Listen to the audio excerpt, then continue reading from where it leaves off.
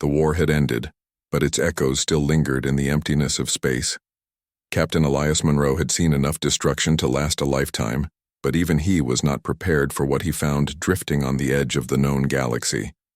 The wreckage was subtle at first, a tiny blip on the scanners, a flicker of movement among shattered satellites and silent debris. Out here, life was rare.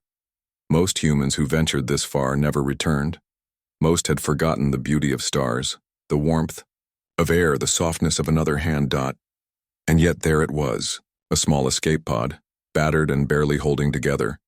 Its outer hull was scarred, a map of what it had endured. Yet inside, something moved. Something alive. Elias approached cautiously. He had seen bodies in pods before, floating lifeless, in the black void, and he had learned to steal his emotions. But there was something different about this one. The pod opened with a hiss, releasing a thin cloud of recycled air. And there she was. She was unlike anything he had ever seen. Her skin shimmered faintly silver, catching the light in a way that seemed unnatural yet beautiful. Her eyes were large, too large for her delicate face, and they held a mixture of fear, exhaustion, and something that almost looked like hope. Her hair flowed around her shoulders like a dark river, tangled from the long journey through the cold of space. She did not speak, and for a moment she did not move at all. Elias held out his hand slowly, deliberately. "It's okay, you're safe," he said, voice soft but firm. He had never seen her race of beings before, but something told him that fear was universal. That first moment was fragile, balanced between trust and instinct. Her eyes flickered. To his hand, hesitant. Her fingers twitched as if to reach for it but pulled back, caught between fear and the unfamiliar possibility of care. Elias waited. Patience was his only tool now. He had seen enough pain to know that rushing only broke things further. And then finally, after what felt like an eternity, her fingers brushed against his. Light, tentative, almost trembling. That single touch was enough to send a shiver down his spine. Inside the pod, silence filled the space between them. It was not empty silence. It was the kind that hums with tension, curiosity, and an unspoken question. Can we trust each other? Elias guided her gently out of the pod and into the med bay of the small station he had been assigned to maintain. The air smelled faintly of antiseptic and metal, but she did not recoil. She simply observed everything with cautious eyes, as if cataloging every corner for potential danger. He offered her a blanket, and she accepted it without hesitation, pulling it around herself as if it were armor against the memory of the cold void she had survived. He watched her for a long time that night. He had been alone on the station for months, surrounded by the ghostly quiet of abandoned machinery and drifting space debris. But now, there was a presence that changed everything. She did not speak, but he could feel her story in the way she flinched at sudden movements, in the way her large eyes scanned every surface. She had endured pain that humans could hardly imagine, and yet she was alive. That survival alone demanded respect. Elias did not know if she remembered what kindness felt like. She may have forgotten human touch entirely. And yet, there was something in her gaze that suggested a fragile hope, the possibility that she could remember, could trust, could feel again. It was a chance to reconnect a life that had been almost completely broken. As he prepared a simple meal for her, she watched him silently, her eyes tracking every movement. When he set the tray down, their fingers brushed again. This time it was not hesitation. It was recognition, an almost imperceptible acknowledgement that someone else was here and that they were not going to hurt her. And in that quiet, almost forgotten moment, in a corner of a station on the edge of the galaxy, Elias felt something stir inside him, a sense of purpose he had not felt in years. Protecting her would not just be about survival. It would be about showing her that not all humans were cruel, that some could care, that some could reach out their hand patiently until she remembered what safety and trust could feel like. For the first time in a long time, amidst the cold emptiness of space, there was hope. Days passed, but the quiet between them remained heavy, as if the station itself respected the fragile connection forming in its corners. She did not speak his language, and he did not know hers. Yet they communicated in small ways through gestures and glances. Elias learned to move slowly around her, to speak softly, to avoid sudden movements that might remind her of the fear she had carried for so long. She stayed mostly in the medbay or near the viewport, watching the stars drift silently across the black canvas of space. At first she only looked. She never touched, never smiled, never let her guard down. But her eyes told stories that words could not.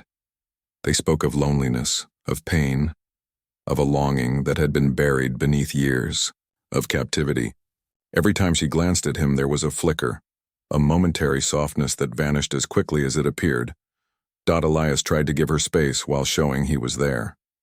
He left water and food nearby, quietly repaired parts of the station that might have made her feel unsafe. And sometimes when he thought she wasn't watching, he sat close to her, reading or repairing a tool, just letting her presence exist beside him. One evening, the station lights dimmed to mimic the twilight of Earth, and she moved slightly closer. It was subtle, just a shift of a chair, a glance that lingered longer than before, but it was enough. Elias did not speak. He merely adjusted his position so he could be nearby, silently affirming that she could trust him, that she could take as much time as she needed. Over time, she began to mirror small human behaviors. She would pick up a cup and bring it to her, lips imitating how he drank water. She would tilt her head curiously when he explained things with gestures. One night he brought a small holographic projector online and displayed images of Earth, trees, oceans, people laughing. She gasped softly, her large eyes shining with something like wonder. For the first time, she seemed to remember beauty, even if she could not yet remember trust. Elias realized that her silence was not emptiness. It was observation. She was learning what safety looked like, what kindness could feel like, and perhaps in time, what human touch might mean. She flinched at sudden noises or movements, her body tense, but each day she flinched a little less. Food became another small ritual. At first, she barely ate, her hands shaking as she touched it. He learned to prepare it simply, with textures and flavors he hoped would remind her that nourishment could be gentle, that meals could be moments of calm rather than fear. One day she picked up a piece of bread and, when their fingers brushed, did not pull away. That tiny, fleeting contact made Elias's chest tighten. It was a small victory, but in that gesture, he saw the first cracks in the walls she had built around herself. He also learned to read her moods. When she hunched her shoulders and avoided his eyes, something had frightened her or brought back a memory she could not face. When she lingered near him or let him guide her hand gently, it was trust. And trust, he realized, was far more precious than anything else he had fought for in all the wars he had survived. The nights were the hardest. Alone, with only the stars and the hum of the station, her past seemed to return in full force. Elias often found her staring at the viewport, trembling slightly. He never asked her to talk. He simply sat beside her, sometimes placing a hand near hers, letting her know she was not alone. She did not reach for it yet, but her body relaxed slightly in his presence. There were moments of quiet laughter too, small and fragile. One day Elias demonstrated how to make the simplest machine repair using gestures, and she tried to mimic him. She made a mistake, and he laughed softly, a sound warm enough to fill the room. She blinked at him, then tilted her head, trying again. That was when he realized she had started to hope. Hope that maybe not all humans were cruel. Hope that maybe kindness could exist. And so, the days passed in this slow, patient rhythm. She watched, she learned, and she began to respond, even if only in the smallest ways. Every glance, every tentative movement, every faint brush of fingers was a step toward remembering something she had forgotten long ago. What it felt like to feel safe, what it felt like to be cared for, and what it meant to connect with another living being. Elias often thought about the distance she had traveled, not just across space, but across memory and fear. She had survived unimaginable cruelty, yet here she was, opening herself to the possibility of trust. And though the process was slow, and progress measured in fleeting gestures, Elias knew one thing with certainty. She had begun to remember, and that was enough to keep hope alive. For both of them, one night, the station hummed quietly and the stars outside shimmered like distant promises. She sat near the viewport, her silver hair spilling across her shoulders, tangled from the long, restless day. Elias sat nearby, pretending to read a data log, but really, he was watching her. He had noticed small changes, subtle shifts in posture, glimmers in her large eyes that hinted at emotions she could no longer hide. Finally, without warning, she spoke. The words were soft, broken, and not in any language he fully understood. But he listened, sensing meaning in tone and gesture. She pointed to her chest, then to the stars, then made a motion like her wrists were bound. Elias understood, even if the words themselves were alien. She had been trapped, caged, experimented upon, and alone for so long she had forgotten how to be free. She told him of metal walls that smelled of cold oil, of lights that never dimmed, and of cages filled with beings who cried silently in the night. She had been studied, poked and prodded, treated like a curiosity instead of a living soul. Her race had been scattered, hunted, enslaved, and in those years, no kind hand had touched her, no voice had offered reassurance. Pain had become her memory, fear her companion, and trust a dangerous fantasy. Elias felt his chest tighten. The cruelty she had endured was beyond anything he had imagined, and yet here she was, sitting before him, sharing it voluntarily. She had survived not just the void of space, but the void of human or inhuman malice. And she had survived alone. When she finished, she looked at him with wide, trembling eyes, waiting. Waiting for what, he did not know. Anger, punishment. Or perhaps she expected nothing at all. Just silence. Elias chose silence first, letting the weight of her words settle between them. And then he reached out his hand, slowly, gently. At first, she flinched. Her body stiffened and her large eyes widened. Elias held still, letting her decide. Slowly, hesitantly, she allowed her fingers to brush his. It was a whisper of contact, a fragile bridge between her world of isolation and the one he offered. Her hands trembled, but she did not pull away. Elias understood in that moment that touch was dangerous for her. It was not something casual or comforting. It was foreign, frightening, and yet necessary. To survive, she had learned to distrust every touch. And now she was learning that a hand could offer safety. Over the following days, he watched her cautiously, respecting boundaries while offering moments of calm. He spoke softly, mimed gestures, and moved with deliberate care, hoping to show her that humans could be gentle. Each time she flinched less, lingered longer, or let her fingers brush against his, Elias felt a spark of hope grow inside him. Yet, he could see the war within her. She wanted connection, but feared it more than anything. Every attempt to reach out for comfort was followed by a retreat into herself. Memories of cages, of cruelty, of cold metal walls haunted her like ghosts she could not shake. And every time she remembered, her body tightened, her breath quickened, and she recoiled, as if fear itself was etched into her muscles. Elias often spoke to her quietly during these moments, explaining with gestures, soft hums, and gentle tones. He showed her images of life outside, of open fields, warm sunlight, oceans, and trees swaying in the wind. She watched, eyes wide, absorbing every detail. He had no words for her pain, but he offered presence, patience, and the simple assurance that she was safe, and that she was no longer alone. There were moments when she let small gestures slip, touching a piece of his sleeve, leaning a fraction closer, or making a faint sound when he hummed near her. They were tiny, fragile victories. Elias cherished them, knowing each one was a step toward healing. She was beginning to trust, beginning to remember that not every hand brought pain, that not every voice demanded obedience, and that kindness could exist even in a galaxy full of scars. The truth she carried was heavy, a past too cruel for words, but by telling him she shared a burden. By allowing his hand to rest near hers, she began to learn something she had long forgotten. That touch could mean comfort, that connection could mean survival, and that some humans, perhaps even him, could be more than cruelty. That night, as the station drifted silently in the void, Elias felt the weight of responsibility settle upon him. He would protect her not only from the galaxy outside but from the shadows of memory she carried.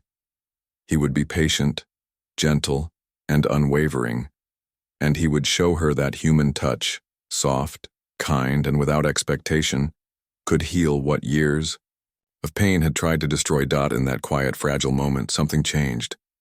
A small spark of trust had ignited, and it was enough to remind Elias and her that even in the darkest reaches of space, even after unimaginable cruelty, hope could survive. The station was quiet, humming with the soft rhythm of machinery, but inside the medbay, the silence felt heavier than usual. She sat on the small cot, her silver hair falling around her shoulders, tangled and dull from days of neglect.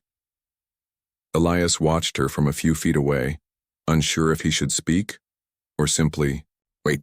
Every movement she made was careful, precise, and tense, like a creature that had learned to survive only through vigilance.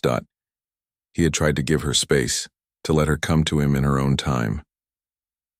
But tonight felt different. There was a tremor in her hands as she reached for the blanket around her shoulders, a flicker of fear in her wide, luminous eyes. Something in him ached to ease it. Slowly, he stood and moved closer, careful not to startle her. "Easy," he said softly, his voice almost a whisper. He lifted his hand and rested it near hers, hovering in the small space between them. She froze, staring at it as if expecting it to bite or hurt her. Her body stiffened, and for a moment he thought she might pull away completely. But she did not. Elias inched forward, letting the tip of his fingers brush against hers. It was a delicate touch, almost nothing, just enough to make contact without pressure. Her eyes widened and her breath caught in a small, uneven gasp. She flinched slightly, but then she did something unexpected. She did not pull away. Her hands trembled, quivering like fragile leaves in a storm. Yet she stayed. Elias could feel the tension in her muscles, the war inside her mind between fear and curiosity, between instinct and the longing for safety. He said nothing, only allowed his hand to rest gently over hers, letting her feel warmth without demand, patience without judgment. Minutes passed, or maybe seconds. Time had little meaning here. She trembled more, body shaking with emotion she could not yet name. He remained still, steady, allowing her to take the lead in this fragile dance. Slowly, ever so slowly, she leaned slightly closer. The tremor in her hands spread up her arms, across her shoulders, and into the quiver of her breath. Finally, a small sound escaped her, a soft whimper, almost inaudible, almost like a memory breaking free. Elias realized then that this was not fear alone. This was the memory of touch she had long forgotten, the recognition of warmth that had once existed in her life before pain took it away. She was trembling not from danger, but from the gentle assurance that someone cared enough to stay. Elias did not withdraw. He ran his fingers lightly across her knuckles, letting her feel the pressure of a hand that would not hurt her, would not demand anything in return. The tremor in her body increased, but now it was different. It carried something fragile, something hopeful. "You're safe," he murmured, voice low and steady, a human promise carried in simple words. She blinked up at him, and for the first time, her eyes softened, shimmered with something between fear and wonder. She wanted to reach, to touch back, but her body still resisted. The walls she had built over years of cruelty were strong, but cracks were forming. Hours passed in silence, yet neither moved. He kept his hand near hers, brushing, resting, offering reassurance without expectation.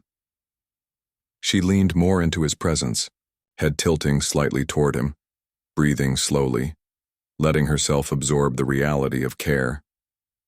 Each tremble was a story, a memory released, a fear acknowledged, but held safely in the warmth of another being. By the time the first lights of the Station dimmed into a false dawn. Something had shifted. Her body relaxed fractionally, her shoulders no longer rigid.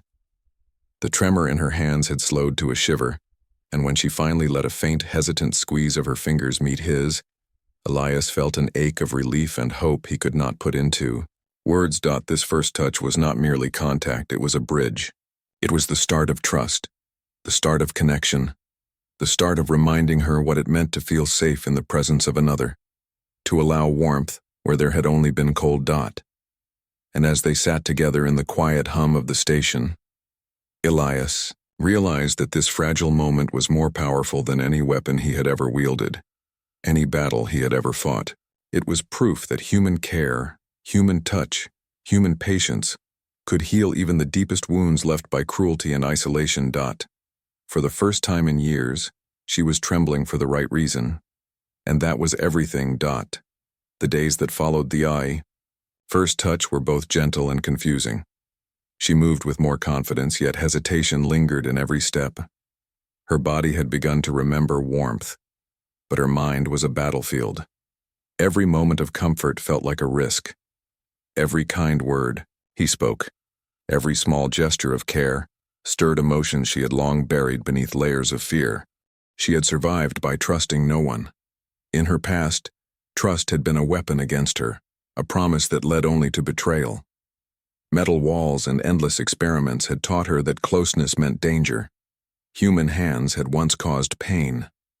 Human voices had once demanded obedience. And now, here was Elias, patient, steady, and safe, or at least, he seemed so. The thought of letting herself lean on him, of opening her heart, terrified her more than any predator ever had. Yet, the longing was stronger. The soft, simple gestures, the way he left food near her without demanding she eat, the way he repaired parts of the station to make her feel safe, the quiet hum of his presence, pulled at a memory of something she had almost forgotten. Safety, care, connection. She wanted to trust him. She wanted to feel the warmth of his hand without flinching. But the fear whispered louder, warning her of the cost. Each night when the stars outside the station drifted silently, she relived moments of her past. The cold walls, the blinding lights, the hands that had hurt her under the guise of science, the voices that laughed at her struggle. These memories were vivid, clawing at her mind, demanding that she stay closed off. Yet Elias remained there, gentle and unshakable, offering her presence without expectation. It was impossible, she realized, to fight against his patience. Still, she fought.